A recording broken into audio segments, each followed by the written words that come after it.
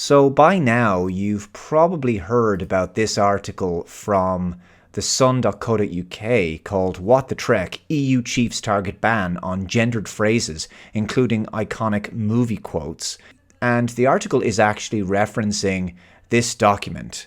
It's called Toolkit on Gender-Sensitive Communication, a resource for policymakers, legislators, media, and anyone else with an interest in making their communication more inclusive.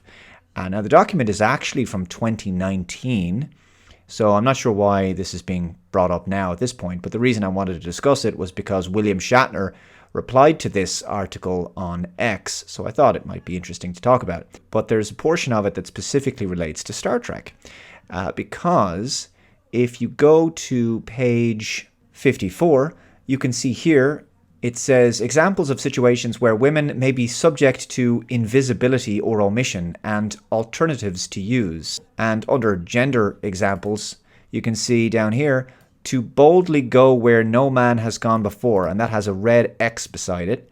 Solution, remove the gendered noun, use no one. And the alternatives are to boldly go where no one has gone before. I'm sorry. Have you not seen Star Trek The Next Generation from 1987?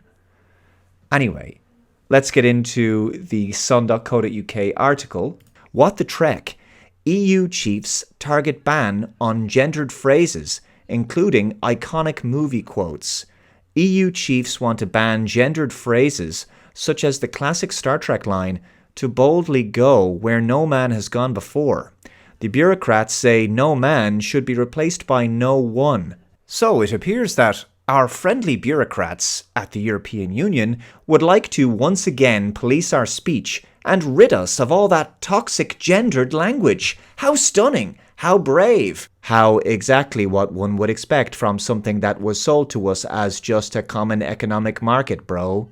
Well, no one cares what the EU thinks, but of course, when has that ever stopped them?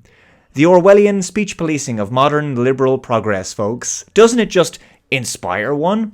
The phrase, made famous by Captain Kirk, William Shatner, has a red cross next to it in a 61-page toolkit on gendered sensitive communication. EU agency, the European Institute for Gender Equality, calls it an example of where women may be subject to invisibility or omission. How?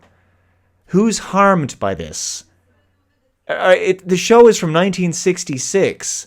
It's a long time now. Please explain to me what problems have been created in society with this one line from this 60s science fiction television show. I'm all ears. I can't wait for an explanation as to the problems this has created in society. It's clearly a big deal if the EU wants to change it.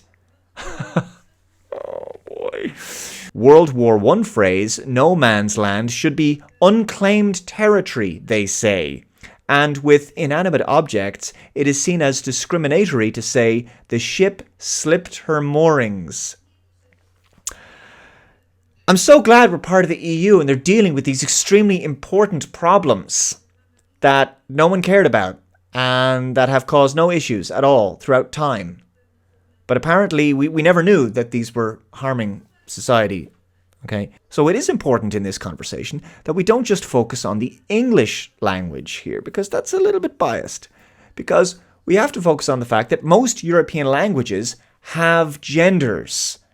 Okay, that's an intrinsic part of their grammar and the basis of their language, right? So this seems like one way to make basic communication in parts of the European Union extremely difficult in some circumstances.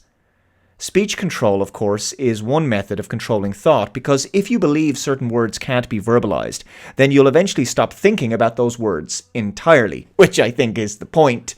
The long overreaching arm of authoritarian bureaucracy hard at work. We just want to be left alone without being morally badgered and hectored to by people with nothing better to do than to make life difficult for us and claiming some kind of moral high ground in the process. William Shatner replied to this on X saying the following: "Presentism at work yet again.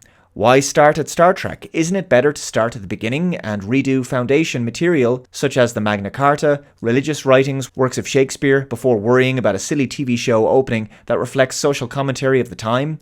If people are offended by 6 seconds of dialogue recorded in 1966 without a modicum of understanding of the social issues at that time, there's bigger issues that they need to deal with first, like educating themselves. But of course, Star Trek did change that particular line in question, like I say, from this in 1966 to boldly go where no man has gone before, to this in 1987 with Star Trek The Next Generation, to boldly go where no one has gone before, and then back to this again for Enterprise, to boldly go where no man has gone before, which was canonically accurate because it was a prequel to the original series.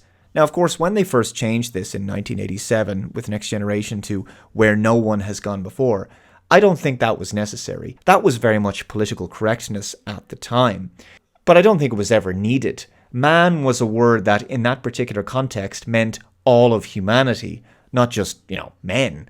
But regardless, the 1960s were a different time, and not in some need of correction from modern busybodies desperate to erase gender differences and make everything bland, sterile, and all the same. To confirm, to clarify, the line is, and always shall be, where no man has gone before.